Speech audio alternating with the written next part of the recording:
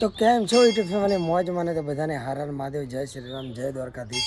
તો મિત્રો આજે આપણે સંપૂર્ણ ગુજરાત સાયકલ યાત્રાનો થઈ ગયો છે 24મો દિવસ અને હાલ હું પહોંચું હરસિદ્ધિમાં.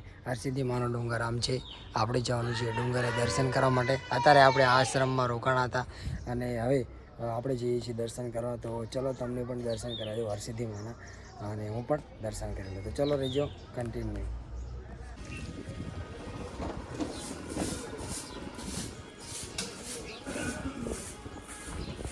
આ છે હરસિદ્ધિ માતાનું મંદિર. પણ 9 વાગે ખુલ્લે છે, હજુ 8 જ વાગ્યા છે એટલે આપણે જલ્દી આવી ગયા છીએ. કે છે ને કે તમારે જીવનમાં જો દરિયાની મજા લેવી હોય ને, મોજ, દરિયાની મોજ, તો સૌથી વધારે આ હરસિદ્ધિમાં તમે આવો ને તો અહીં આવજો. અહીં તમને કોઈ જ માણા ના જોવા મળે. તમે જુઓ કોઈ છે દે આગે લગન કોઈ જ નહીં. હું એકલો છું અને બીચની કંઈક મજા જ અલગ છે. એક નંબર બીચ છે. જો હાય હાય નાવે એવું છે, બધી જ વ્યવસ્થા છે, સરસ જગ્યા છે. હું તો કહું છું તમે આવો ને, બીચની મજા કંઈક અલગ જ છે. અહીંયા હોય હોય કેવું લાગે છે પાણી. જો કેવું લાગી રહ્યું છે.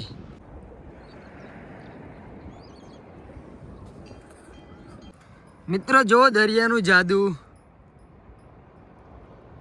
છે ને, ગજબ જાદુ છે ને દરિયાનું. ક્યાંથી પાણી આવે છે, ક્યાં ઉછળે છે, કંઈ જ ખબર નથી પડતી. પણ આ બીચમાં કંઈક આનંદ આવ્યો આજે આપણને. દરિયાની મજા માણતા પછી આપણે પહોંચી જાય ભીડભંજન મહારાજની જગ્યાએ. આ છે મંદિરનું મંદિર અને આ છે દરિયો. સરસ એક લોકેશન છે. અહીંયા તમને પબ્લિક ઓછી જોવા મળે અને ફરવાની કંઈક અલગ જ મજા આવે. તમને બહુ જ મજા આવે. તો જોઈ શકો છો આ છે ભીડભંજન મહારાજ મંદિર અને આ છે દરિયાકાંઠો. અને આપણે જવાનું છે હવે પહેલાં ડુંગર હરસિદ્ધિ માતાના મંદિરે દર્શન કરવા જવાનું છે. પણ પહેલાં થોડીક મજા હતી. થોડુંક એવું હતું કે થોડુંક ફરી લઈએ, પહેલાં આનંદ કરી લઈએ. અત્યારે દાડો મસ્ત છે, સુરત દાડા પણ જો અત્યારે થોડા મજા આવે મસ્ત ઉગ્યા છે એટલે મજા આવે થોડીક ફરવાનું. તો થોડુંક ફરી લીધું અને પછી હવે જઈએ છીએ હરસિદ્ધિ માતાએ દર્શન કરવા. તો ચલો તાણે રહેજો કન્ટિન્યુ, મળીએ આગળ.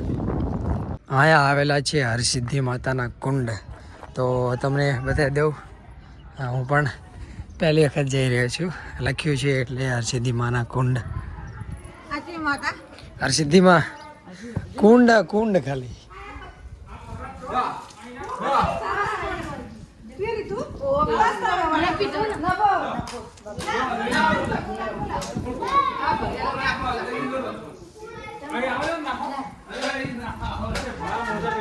જોયું તમે, આ છે હરસિદ્ધિ માનો કુંડ. તો મિત્રો જાણવા મળ્યું છે કે આ કુંડ છે એમાં પાણી મીઠું છે. આ દરિયામાં આજુબાજુ અહીં કણે કે બધી જ પાણી ખારું છે. પણ આ કુંડ એક એવો છે કે અહીંયા કણે પાણી મીઠું છે અને હરસિદ્ધિ માતા અહીં કણે નાવા આવતા હતા એવો ઇતિહાસ જાણવા મળ્યો છે. તો ચલો તો આપણે પણ પ્રસાદી લઈ લઈએ. તો મિત્રો 2 કિલોમીટરના સફર પછી આપણે પહોંચી ગયા હરસિદ્ધિ માતાના ડુંગર નજીક. કારણ કે બધા લોકો તો રિક્ષા અને એવું લઈને આવતા હતા, પણ આપણે હંમેશા જેટલો બને એટલો પગનો જ ઉપયોગ કરીએ છીએ. કોઈ જ નહીં, કોઈ સાધનમાં જતા નથી. તો આપણે 2 કિલોમીટરનો સફર કાપતા કાપતા પહોંચી ગયા હરસિદ્ધિ માતાના ડુંગર નજીક અને હવે દર્શન કરી અને નીકળશું.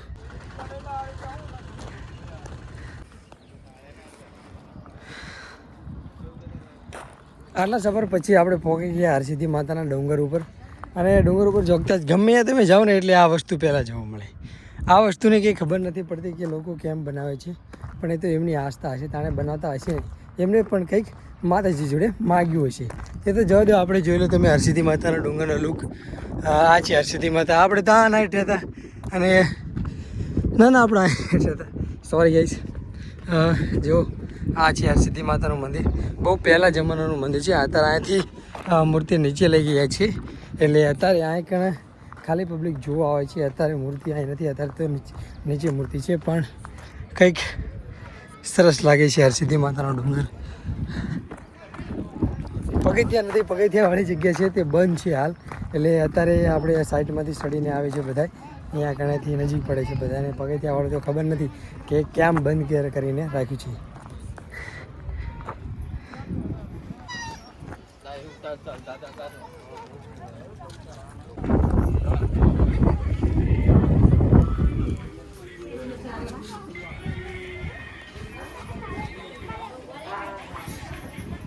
તો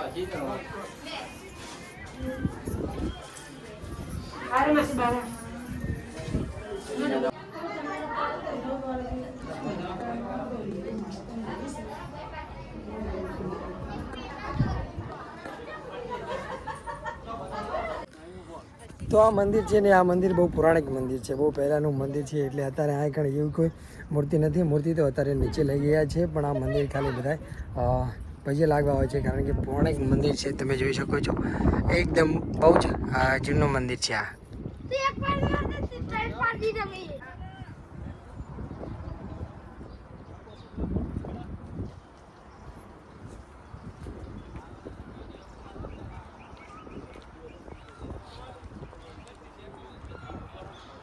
મિત્રો તાણે આપણે હરસિદ્ધિ માતાના દર્શન તો કરી લીધા છે, અને નીચે દર્શન કરવાના બાકી છે, કારણ કે નીચે આપણે દર્શન કરવા પહેલાં મંદિર 9 વાગે ખુલવાનું હતું, એટલે મંદિર તો બંધ હતું. તો હવે મંદિર ખુલી ગયું છે, એટલે આપણે પહેલાં દર્શન કરી લઈશું નીચે, અને પછી નીકળીશું આગળ, કારણ કે નીચે કરવાના તો દર્શન બાકી છે. પહેલાં આપણે આવ્યા હતા ઉપર, એટલે હવે નીચે દર્શન કરી અને પછી આપણે નીકળીશું આગળ. તો ચલો તાણે રહેજો કન્ટિન્યુ, તમને પણ નીચે હરસિદ્ધિ માતાના દર્શન કરાવીએ.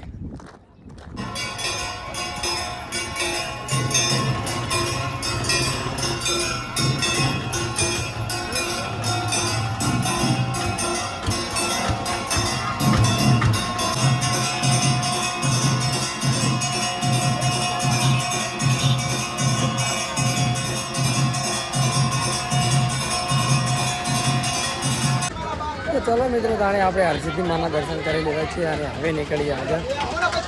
તમે પણ બધા દર્શન કરી લેજો. અંધાર પપ્પાની યુઝ નથી કરવા દેતા.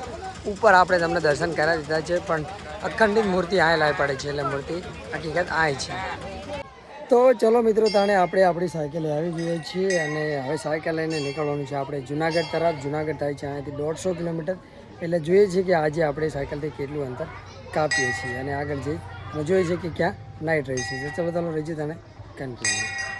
તે માયા તમે દર્શન કરીને નીકળો એટલે જાઓ પોરબંદર તરફ, તો ત્યાં આવે છે આવડમાનું ધામ, 5 ડેરા. તો ચલો તાણે આપણે આવડમાના દર્શન કરતા આવીએ, અને પછી આપણે નીકળીએ આગળ.